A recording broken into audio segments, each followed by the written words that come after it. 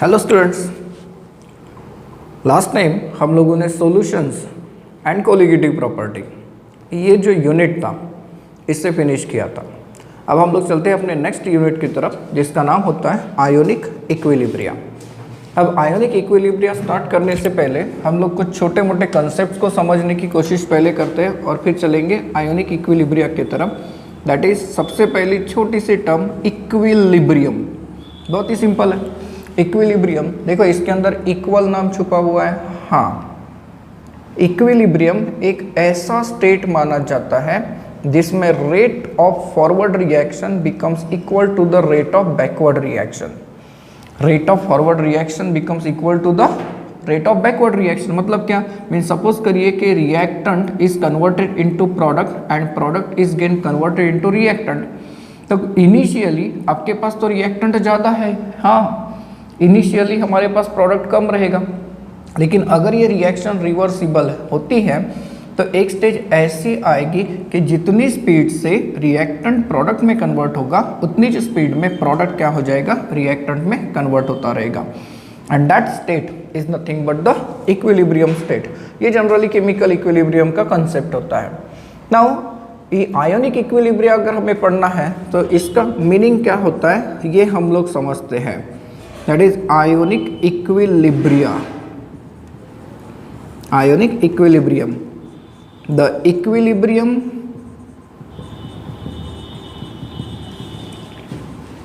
between ions and undissociated electrolyte is called as ionic equilibrium। ionic equilibrium क्या definition हम लोग दे रहे हैं ionic equilibrium की? equilibrium between the ions and undissociated electrolyte is called as ionic equilibrium। Text book के हिसाब से अगर देखें तो इसे हम लोग कुछ इस तरीके से डिफाइन कर सकते हैं, the equilibrium between the ions and unionized molecules in the solution और in the aqueous solution is called as ionic equilibrium. Means ये कि सपोज करिए मेरे पास एक इलेक्ट्रोलाइट है NaCl एंड इसे अगर मैंने ऐसे रिप्रेजेंट करा दिया तो ये एक इक्विलिब्रियम होगा एंड इसमें आयंस इन्वॉल्व दिख रहे हैं तो ये क्या हो जाएगा, आयोनिक इक्विलिब्रियम हो जाएगा। तो आयोनिक इक्विलिब्रियम क्या हो रहा है, the equilibrium between the ions and undissociated electrolyte. Undissociated electrolyte molecule कर देते हैं in aqueous solution is called as ionic equilibrium. ना यहाँ पर एक नया वर्ड है दैट इज इलेक्ट्रोलाइट। तो इलेक्ट्रोलाइट का मीनिंग पता है आपको, मैंने सॉल्यूशन में भी बताया था।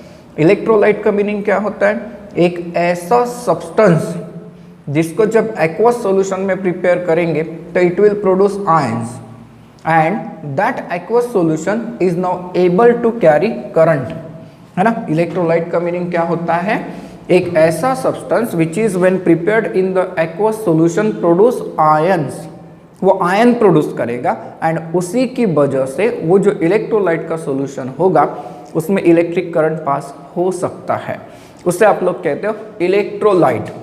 अब इलेक्ट्रोलाइट की अगर हम लोग बात करें तो इलेक्ट्रोलाइट एसिड्स हो सकते हैं, इवन बेसिस हो सकते हैं एंड इवन सॉल्ट्स हो सकते हैं, राइट। तो आयोनिक इक्विलिब्रिया में हमें इलेक्ट्रोलाइट्स के बारे में पता होना ही चाहिए। नाउ आयोनिक इक्विलिब्रियम में हम लोग कौन कौन से जनरल इक्विलिब्रिया की स्टडी करने वाले हैं। तो सबसे पहला जो होता है उसमें हम लोग H positive and OH negative, ये देखिए ये आयंस हो गया, एंड अनआयोनाइज्ड वाटर, ये एक इक्विलिब्रियम हम लोग स्टडी करते हैं। हम लोग दूसरा जो इक्विलिब्रियम स्टडी करते हैं वो होता है dissociation, dissociation of weak electrolytes, dissociation of weak electrolytes, ये हम लोग स्टडी करते हैं। सर अब ये वीक इलेक्ट्रोलाइट क्या है, तो जब हम लोग टाइप्स ऑफ इलेक्ट्रोलाइट को समझेंगे तो ये आप लोगों को पता चल जाएगा। एंड इसमें तीसरा जो हम लोग इक्विलिब्रियम स्टडी करते हैं तो वो होता है reaction between ions, reaction between ions of salt and water. इनके बीच में जो रिएक्शन होती है उसके इक्विलिब्रियम की हम लोग स्टडी करते हैं। तो आयोनिक इक्विलिब्रियम क्या है, इलेक्ट्रोलाइट क्या है, ये हम लोगों ने समझा। एंड इक्विलिब्रियम में हम लोग कौन से टाइप के इक्विलिब्रियम की स्टडी पहले करने वाले हैं, देखिए। तो equilibrium between H positive OH negative and undissociated water molecule. Then उसके बाद dissociation of weak electrolytes, weak acid, weak base, इसके बीच में जो इक्विलिब्रियम आएगा उसकी स्टडी हम लोग करने वाले हैं। And reaction between ions of the salt and water, जिसे हम लोग हाइड्रोलिसिस ऑफ सॉल्ट भी कहते हैं। अब मैंने आपको इलेक्ट्रोलाइट का मीनिंग बताया। क्या होता है इलेक्ट्रोलाइट? एक ऐसा सब्सटेंस जिसको एक्वस सॉल्यूशन में अगर प्रिपेयर करे तो इट विल गेट डिसोसिएट, वो आयन प्रोड्यूस करेगा एंड वो जो एक्वस सॉल्यूशन रहेगा उसमें से करंट पास होगा, जिसे हम लोग क्या कहते हैं, इलेक्ट्रोलाइट। इलेक्ट्रोलाइट्स दो टाइप के होते हैं, इलेक्ट्रोलाइट्स दो टाइप के होते हैं। पहला टाइप्स ऑफ इलेक्ट्रोलाइट्स। तो इलेक्ट्रोलाइट्स जो होते हैं ये दो टाइप के होते हैं, जिसमें से पहला जो होता है इसे हम लोग कहते हैं स्ट्रॉन्ग इलेक्ट्रोलाइट्स। क्या कहते हैं? Strong electrolytes. Now strong electrolytes का मतलब क्या होता है? स्ट्रॉन्ग इलेक्ट्रोलाइट्स का मतलब होता है एक ऐसा electrolyte that dissociate almost completely, जिसका आयोनाइजेशन कंप्लीट होता है। देखिए, आयोनाइजेशन एंड डिसोसिएशन इस टर्म के साथ कंफ्यूज नहीं होना। सॉल्ट के ऊपर या इलेक्ट्रोलाइट के ऊपर आयोनाइजेशन एंड डिसोसिएशन, ये दोनों कंसेप्ट बिल्कुल इक्विवेलेंट मीनिंग के माने जाते हैं। तो ऐसा इलेक्ट्रोलाइट दैट डिसोसिएट्स स्ट्रांगली, मतलब दैट विल आयोनाइज कंप्लीटली, हम लोग कह सकते हैं कि इसका जो आयोनाइट होगा वो क्या होगा? कंप्लीट होगा, completely ionised. And completely ionised अगर होता है तो वो क्या प्रोड्यूस करेगा? ज़्यादा आयंस करेगा, ज़्यादा ions. And therefore it has high degree of dissociation, higher degree of dissociation इनका रह सकता है। नाउ स्ट्रॉन्ग इलेक्ट्रोलाइट्स के एग्जाम्पल को अगर हम लोग देखें तो स्ट्रॉन्ग इलेक्ट्रोलाइट्स के एग्जाम्पल एसिड्स भी है। देखिए, क्योंकि इलेक्ट्रोलाइट्स है तो इलेक्ट्रोलाइट्स के एग्जाम्पल हमने क्या कहा था? एसिड्स हो सकते हैं, बेसेस हो सकते हैं, एज वेल एज क्या होते हैं? सॉल्ट्स। अब स्ट्रॉन्ग इलेक्ट्रोलाइट्स की बात करें तो एसिड्स, तो इसमें जो एसिड्स है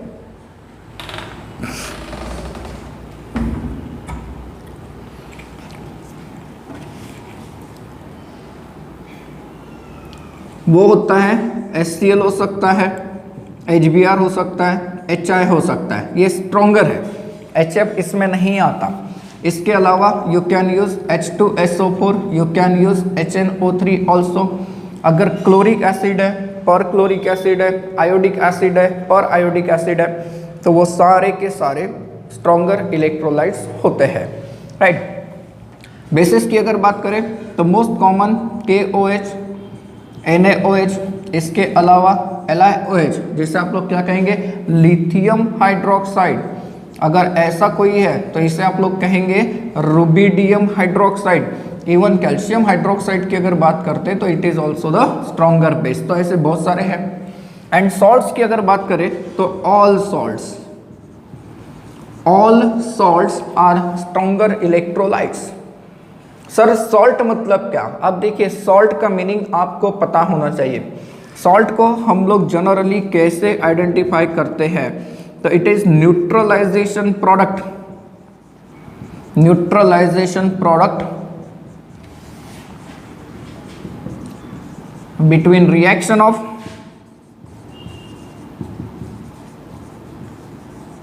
एसिड्स एंड बेस। एसिड अगर बेस के साथ रिएक्ट होता है तो उसका जो प्रोडक्ट होता है वो होता है सॉल्ट। मीन्स उसमें एक मेटालिक पार्ट होता है, ज़रूरी नहीं है, मेटालिक पार्ट होता है और एक होता है non metallic part, right. Example अगर देखें तो कॉमन सॉल्ट देखिए NaCl।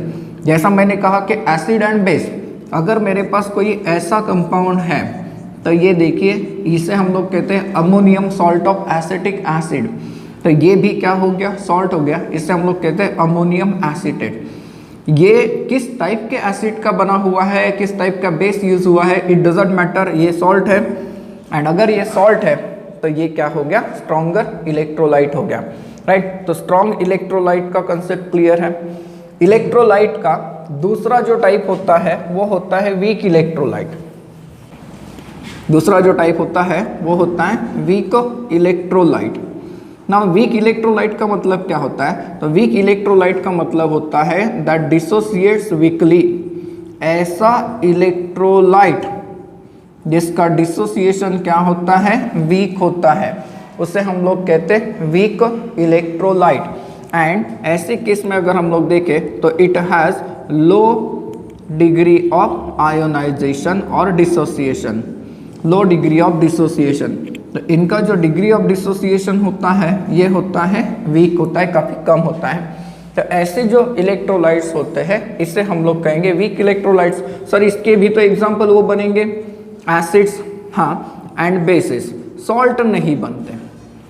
कुछ सॉल्ट्स को इस कैटेगरी में रखा जा सकता है, लेकिन जनरली उनके सॉल्यूशन को अगर देखें तो वो काफ़ी अच्छा इलेक्ट्रोलाइट होता है, काफ़ी अच्छे से आयंस प्रोड्यूस करता है, इसलिए उन्हें भी हम लोग इस लिस्ट में नहीं रखते।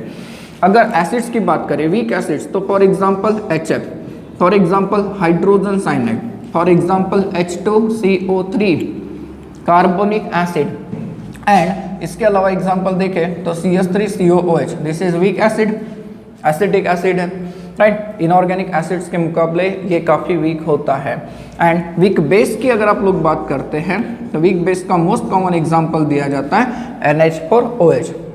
अगेन और भी ऐसे कुछ बेसेस हैं जहाँ पर डिग्री ऑफ आयनाइजेशन अगर कम आता है तो उसे आप लोग weak electrolyte, that is weak electrolyte की लिस्ट में शामिल करा सकते हैं। तो इलेक्ट्रोलाइट क्या है और उसके टाइप्स क्या है ये क्लियर है। देन एक और कंसेप्ट को समझ के रखते हैं, that is called as non electrolyte.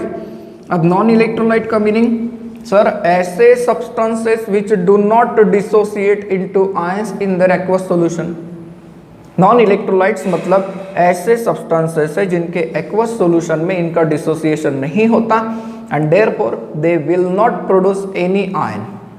And अगर ये आयन प्रोड्यूस नहीं करते हैं तो इसका मतलब है कि इनके सॉल्यूशन में से करंट जाएगा क्या, नहीं, इनके सॉल्यूशन में से कोई भी करंट पास नहीं हो सकता। तो इन्हें हम लोग कहते हैं non electrolyte. For example sugar को ही ले लीजिए, फॉर एग्जांपल ग्लूकोज को ही ले लीजिए, फॉर एग्जांपल इवन अगर आप लोग बेंजीन को लेते हैं तो बेंजीन भी क्या है, नॉन इलेक्ट्रोलाइट है, क्योंकि ये डिसोसिएट्स नहीं हो सकते। तो इलेक्ट्रोलाइट्स क्या है, उसके टाइप्स क्या है, एंड नॉन इलेक्ट्रोलाइट क्या है, ये हो गया। इसके बाद चलते हैं डिग्री ऑफ डिसोसिएशन अल्फा।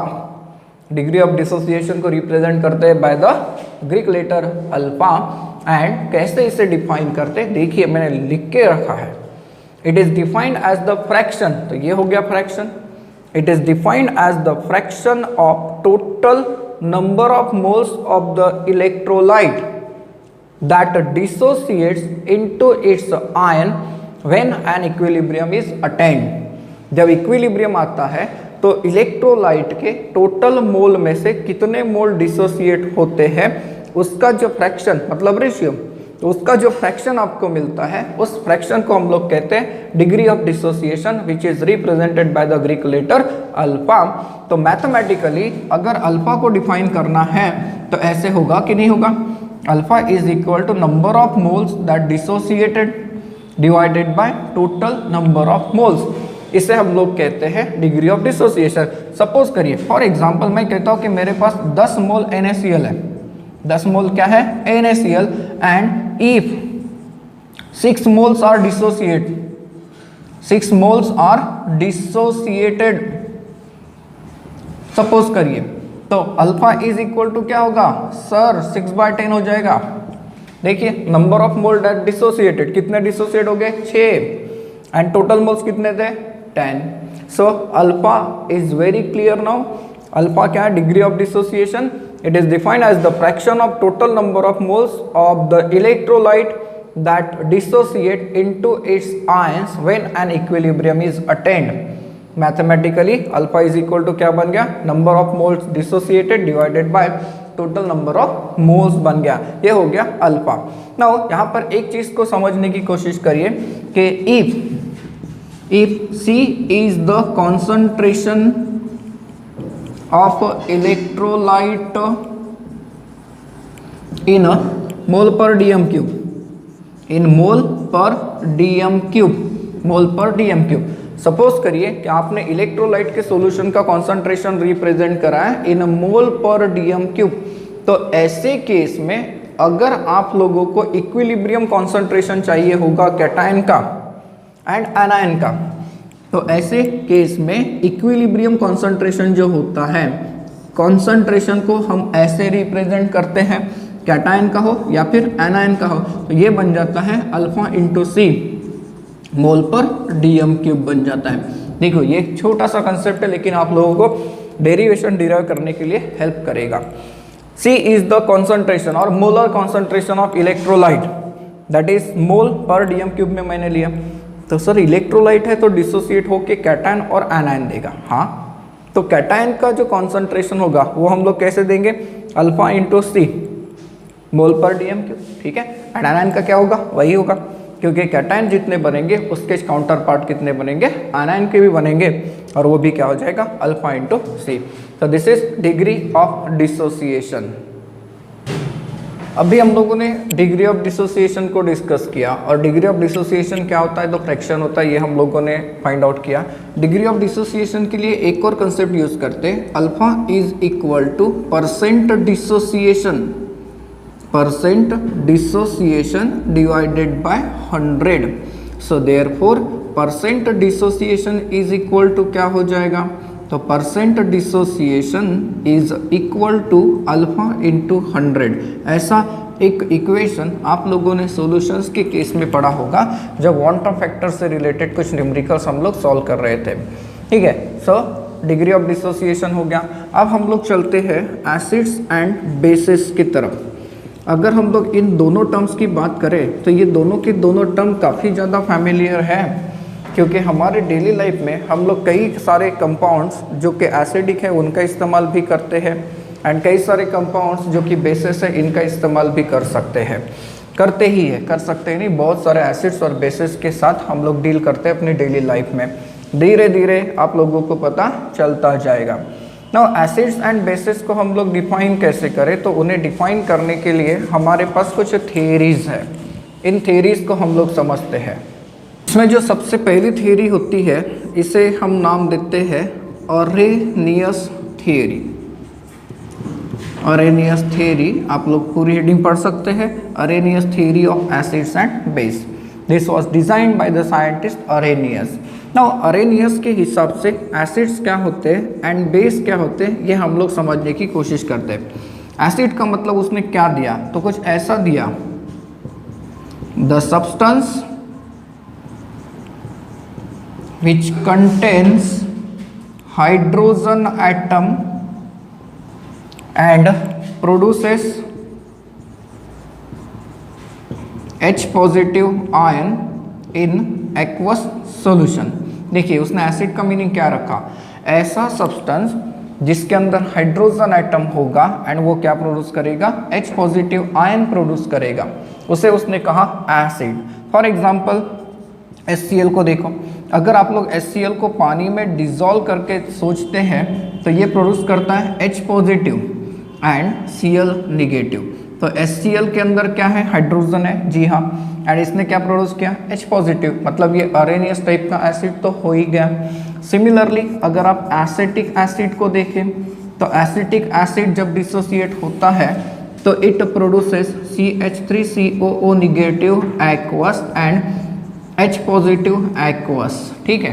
तो ये देखिए इसके अंदर भी हाइड्रोजन है एंड उसने क्या प्रोड्यूस किया, H पॉजिटिव, तो इसका मतलब ये क्या हो गया, अरेनियस एसिड। दूसरे एग्जांपल दे सकते हैं आप लोग, HNO3 दे सकते हो, इवन आप लोग सल्फ्यूरिक एसिड भी दे सकते हैं, even H2CO3 that is called as carbonic acid. तो ये सारे के सारे अरेनियस टाइप के एसिड तो बिहेव कर ही रहे हैं। अब समझते हैं बेस का मीनिंग इन्होंने क्या दिया, तो इनके हिसाब से बेस का मतलब क्या होता है, the substance that contains OH group, that contains OH group and produces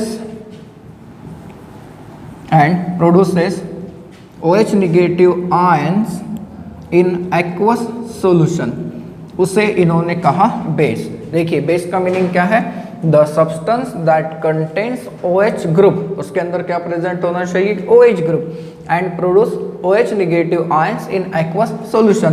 for example देखिए NaOH, जब NaOH को हम लोग डिसोसिएट करके देखेंगे तो Na positive and OH negative मिलेगा। सो देयरफॉर ये अरेनियस टाइप का बेस हो गया। दूसरे एग्जांपल आप लोग दे सकते हैं calcium hydroxide, even barium hydroxide. तो जिसके अंदर OH निगेटिव प्रोड्यूस होगा जब एक्वस सॉल्यूशन बनाया जाएगा तो वो सारे के सारे क्या बन जाएंगे, अरेनियस टाइप के बेस बन जाएंगे। ये सबसे पहली थ्योरी है, सबसे सिंपल थ्योरी है एंड इसे हम लोग रूल्ड आउट करते हैं क्योंकि इसने बहुत सारी एसिड एंड बेस की प्रॉपर्टी को इन्होंने एक्सप्लेन नहीं करा है। कैसे नहीं करा है, अगर हम लोग इसके लिमिटेशंस को देखें, देखिए इसका लिमिटेशन अगर हम लोग देखें तो Cu2+ ये एसिडिक कंपाउंड होता है, ये एसिडिक आयन है, लेकिन बावजूद इसके इसने हाइड्रोजन प्रोड्यूस किया क्या, नहीं। अगर हम लोग इस कंपाउंड की बात करते हैं BCl3 तो ये भी एसिडिक नेचर शो करता है, लेकिन स्टिल इसने हाइड्रोजन प्रोड्यूस किया क्या, नहीं। अगर आप लोग इस कंपाउंड को देखें MgO तो ये बेसिक ऑक्साइड है, तो क्या इसके अंदर OH निकला, नहीं निकला। सो देयरफॉर ऐसे कुछ पॉइंट्स है जिसको अरेनियस एक्सप्लेन नहीं कर पाए एंड देयरफॉर हमें दूसरी थ्योरी की तरफ जाना पड़ेगा। अब चलते दूसरी थ्योरी की तरफ जिसका नाम मैंने लिखा है Bronsted Lowry theory. This theory is also called as proton transfer theory. In fact इसे तो एक और नाम मिलना चाहिए था, conjugate acid base pair theory. ये हमें कंजुगेट एसिड बेस पेयर के बारे में बहुत सारी इंफॉर्मेशन देती है। नाउ दो साइंटिस्ट थे, एक ब्रॉन्स्टेड एंड दूसरा लॉरी, इन्होंने अपनी थ्योरी को प्रोड्यूस किया। अब देखते इनके हिसाब से एसिड मतलब क्या होता है एंड बेस का मतलब क्या होता है। एसिड्स का मतलब इन्होंने क्या दिया, द सब्सटेंसेस और you can say species that donates H positive ion, जो H पॉजिटिव आयन क्या करेगा, डोनेट करेगा, उसे हम लोग मानते हैं ब्रॉन्स्टेड एसिड। एंड बेसिस का अगर कहना देखें तो इन्होंने बेसिस का मतलब क्या रखा, द सब्सटेंस और the species that accepts proton, ये प्रोटॉन है। H पॉजिटिव आयन क्या होता है, प्रोटॉन होता है, इसीलिए तो नाम प्रोटॉन ट्रांसफर थ्योरी रखा है। मतलब जो प्रोटॉन देगा वो एसिड होगा, जो प्रोटॉन लेगा वो क्या होगा, बेस होगा, राइट। अब देखिए एग्जांपल अगर हम लोग देखें, सपोज करिए कि हम पानी की रिएक्शन HCl के साथ करते हैं तो इट इज़ ऑब्जर्व दैट हमें जो प्रोडक्ट्स मिलते हैं वो मिलते हैं H3O positive plus Cl negative. ये सारे के सारे हम लोग इस तरीके से रिप्रेजेंट करेंगे। ऑब्वियसली ये एक्वस सॉल्यूशन ही है, ठीक है। नाउ इस केस में देखिए कौन एसिड बिहेव करेगा एंड कौन बेस बिहेव करेगा, आपके हिसाब से जरा सोचिए। तो नाउ इनके बीच का इक्विलिब्रियम अगर देखें तो ऐसे रिप्रेजेंट करेंगे हम लोग, ठीक है। इसे देखिए H2O ये क्या कर रहा है, तो H2O हाइड्रोजन लेते हुए दिख रहा है, देखिए हाइड्रोजन लिया इसने, सो देयरफॉर ये क्या हो गया, बेस हो गया। इसे हम लोग क्या कहेंगे, बेस कहेंगे। नाउ HCl देखिए, HCl क्या कर रहा है, अपना हाइड्रोजन दे रहा है ना, तो ये क्या हो गया, एसिड हो गया। नाउ अब इस पूरे प्रोसेस का खासियत देखिए, उस साइड में जो प्रोडक्ट्स आपको मिले वो भी एसिड और बेस है। अगर इसने अपना हाइड्रोजन दिया तो ये किस में कन्वर्ट हो जाएगा, वाटर में, मतलब ये भी क्या है, एसिड है। एंड ये क्या कर सकता है, फिर ये जो हाइड्रोजन देगा इसे ले सकता है, तो ये क्या है, बेस है। तो in that case sir acid and bases बहुत सारे मिले, तो ऐसे केस में इसे हम लोग आइडेंटिफाई कैसे करेंगे, कैसे रिप्रेजेंट करेंगे। तो इसे अगर मैं एसिड 1 मानता हूँ तो ये हो गया एसिड 2, एंड अगर हम लोग बेस की बात करें तो इसे अगर हम लोग बेस 2 कह दें तो ये क्या हो गया, बेस 1 हो गया। नाउ इस थ्योरी में एसिड और बेस के बीच में डिफरेंस किसका है, सिर्फ प्रोटॉन का। एसिड और बेस के बीच में डिफरेंस किसका है, सिर्फ प्रोटॉन का। अगर एसिड ने, देखिए अगर एसिड ने अपना प्रोटॉन दिया तो बेस प्रोड्यूस होता है, हो गया। एसिड ने अपना प्रोटॉन अगर दिया तो बेस प्रोड्यूस होता है। ऐसे बेस को हम लोग कहते हैं उस एसिड का कंजुगेट बेस। मीन्स यहाँ पर अगर देखें तो ये जो पेयर है एसिड और बेस के बीच की पेयर है ना, तो इसे हम लोग कहेंगे conjugate acid base pair. Conjugate acid base pair इसे हम लोग कहेंगे। सिमिलरली इसे देखिए बेस 2 एंड एसिड 2 के बीच में क्या रिलेशन है, तो सर ये भी तो हो गया कंजुगेट एसिड बेस पेयर। हाँ ये भी हो गया कंजुगेट एसिड बेस पेयर। तो कंजुगेट एसिड बेस पेयर का मतलब क्या होता है, तो ऐसा एसिड और बेस का pair which is differ only by a transfer of the proton. Proton के ट्रांसफर से एसिड और बेस डिफाइन हो रहे हैं, इसीलिए इसे हम लोग प्रोटॉन ट्रांसफर थ्योरी कहते हैं। चलो दूसरा एक और एग्जांपल पढ़ते हैं।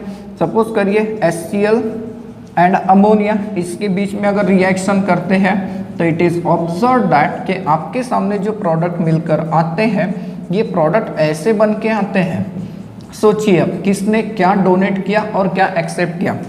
HCl का काउंटर पार्ट कौन है, Cl निगेटिव। सर ये हाइड्रोजन लॉस कर रहा है, तो ये अगर हाइड्रोजन लॉस कर रहा है तो ये हो गया एसिड। चलो इससे मैं कहता हूँ एसिड 1। तो एसिड 1 का काउंटर पार्ट अगर हम लोग देखें तो इसे क्या कह देंगे, बेस 1। क्यों, क्योंकि ये रिवर्स रिएक्शन में देखिए ये हाइड्रोजन ले सकता है एंड हाइड्रोजन ले सकता है, तो ऐसे केस में ये क्या हो जाएगा, बेस। तो एसिड 1 बेस 1 ये क्या हो गई, conjugate acid base pair. Ammonia ने देखो क्या किया, सर यहाँ से हाइड्रोजन लिया, हाँ मतलब ये क्या बन गया, बेस। ये क्या बन गया, बेस। तो ये अगर बेस बन गया तो इसे देखिए NH4 पॉजिटिव अमोनियम आयन, ये अब हाइड्रोजन डोनेट कर सकता है ना। जिसने अगर अपना हाइड्रोजन लॉस कर दिया तो ये किसमें कन्वर्ट हो जाएगा, NH3। तो जब हाइड्रोजन लॉस करेगा तो एसिड भी हो करेगा, सो देयरफॉर ये क्या हो गया, एसिड 2।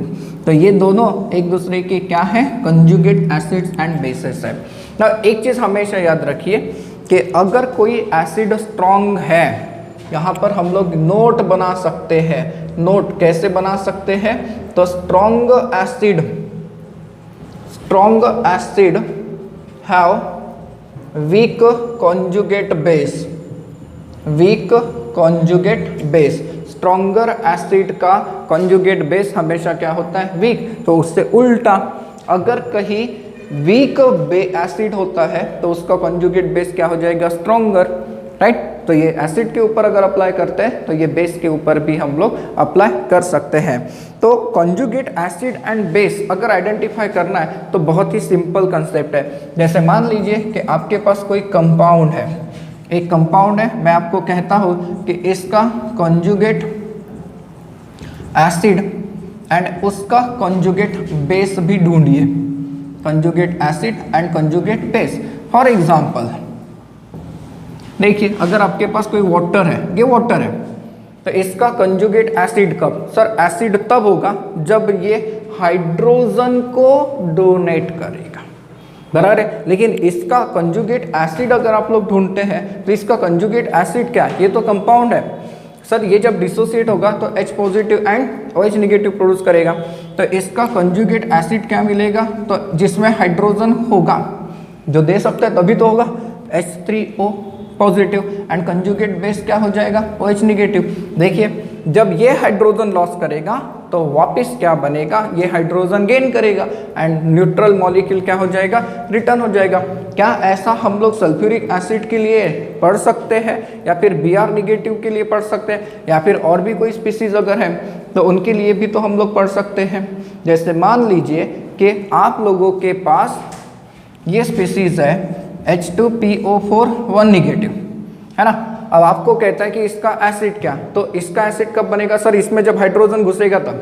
तो इसमें हाइड्रोजन घुसाओगे तो क्या होगा, तो H3PO4 एंड इसका कंजुगेट बेस क्या होगा, तो सर जब ये हाइड्रोजन लॉस करेगा तब। तो जब ये एक हाइड्रोजन लॉस कर चुका होगा तो HPO4 2 निगेटिव ये स्पीसीज बनेगा। देखिए अगर आपके पास HSO4 1 निगेटिव है तो इसका कंजुगेट एसिड क्या बनेगा सर, हाइड्रोजन ऐड करना पड़ेगा H2SO4।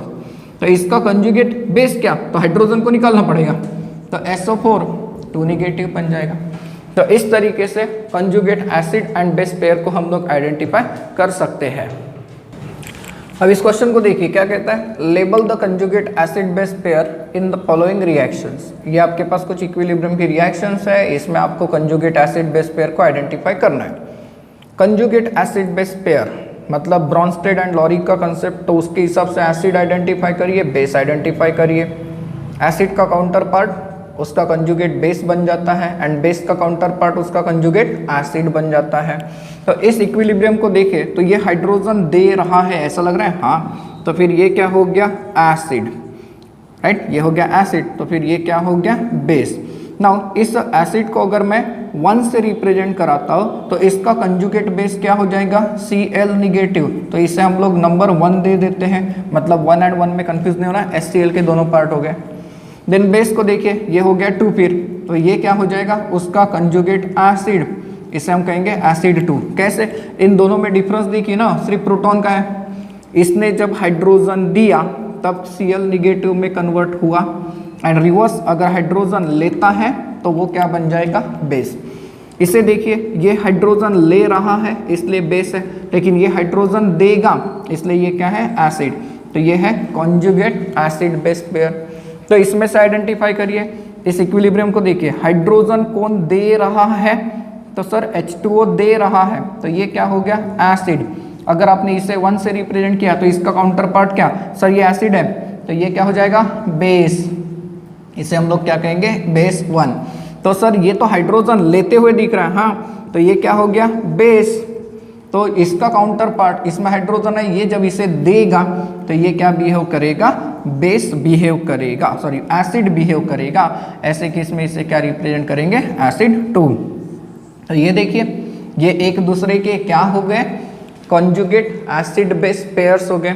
तो क्या इसे आइडेंटिफाई नहीं कर सकते आप लोग, सोचिए ये तो नाइट्रिक एसिड है, अरे भैया नाम में ही तो एसिड है, तो सर ये अगर एसिड को आप लोग 1 कहते हैं तो इसका काउंटर पार्ट ये क्या हो जाएगा बेस 1 हो जाएगा, क्योंकि ये हाइड्रोजन देगा ये हाइड्रोजन लेगा, तो ये कंजुगेट एसिड बेस पेयर बन गया। एंड ये हाइड्रोजन क्या कर रहा है ले रहा है, ये दे रहा है ये ले रहा है, तो ये क्या हो गया बेस 2।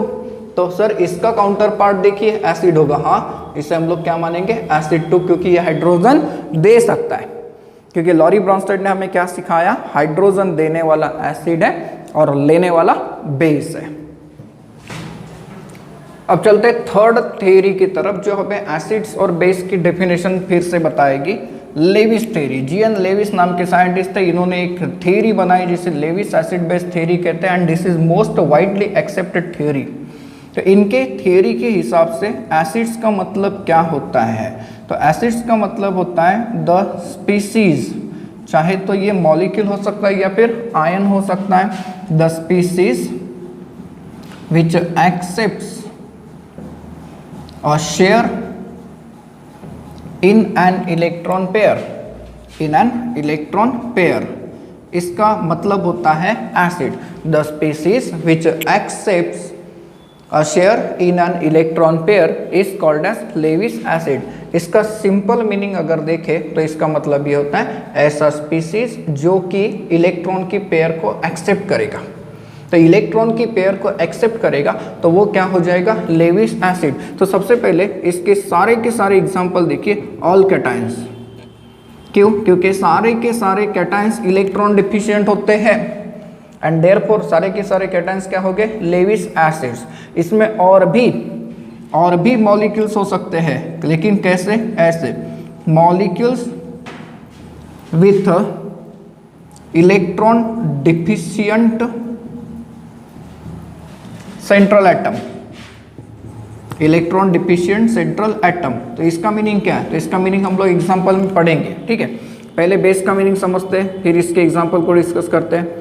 तो बेस का मतलब क्या होगा, द स्पीसीज विच डोनेट्स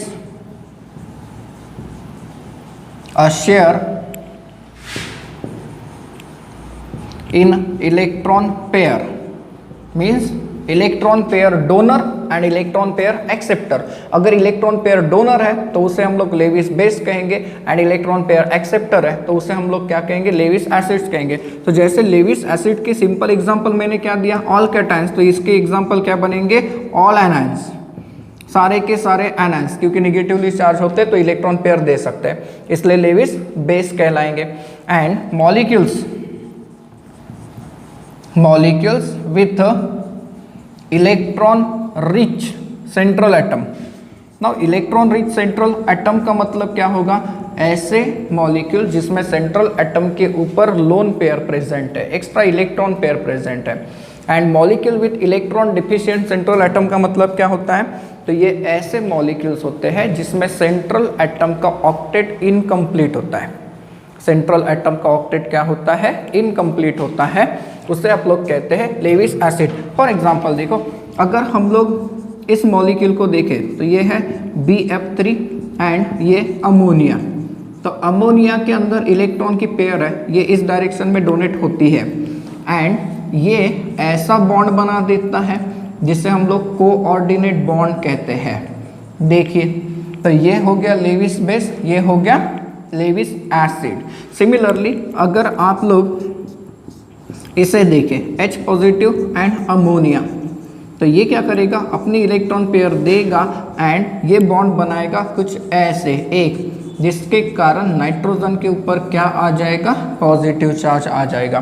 क्यों, क्योंकि नाइट्रोजन अपनी पेयर को क्या कर रहा है, डोनेट कर रहा है। तो ऐसे केस में हम लोग कहते हैं कि ये लेविस एसिड्स एंड बेस है। सर ये लेविस एसिड कैसे, जरा बताइए। तो बोरॉन, इसका सेंट्रल एटम कौन सा है, बोरॉन, और बोरॉन का एटॉमिक नंबर होता है 5, इसके पास इलेक्ट्रॉनिक डिस्ट्रीब्यूशन 2 and 3 हो गया, 2 and 3।